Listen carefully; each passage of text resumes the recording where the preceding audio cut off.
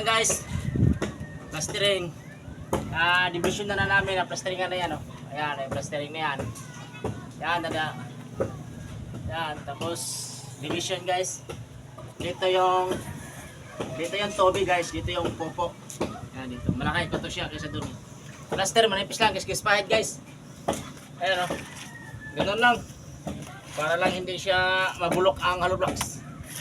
Kaya proseso dito talaga plasteringan manipis.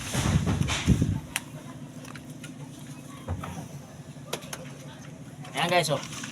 Ganun lang ka, dali to. Tapos mag-plastering ka dito. Ayan oh. Diba? Oh, pagkatapos yan guys, hindi agad.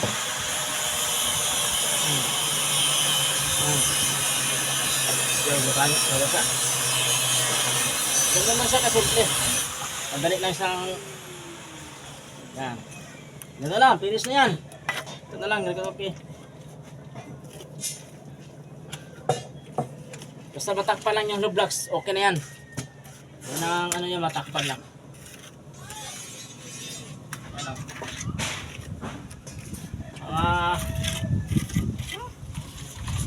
Okay na, salamat guys.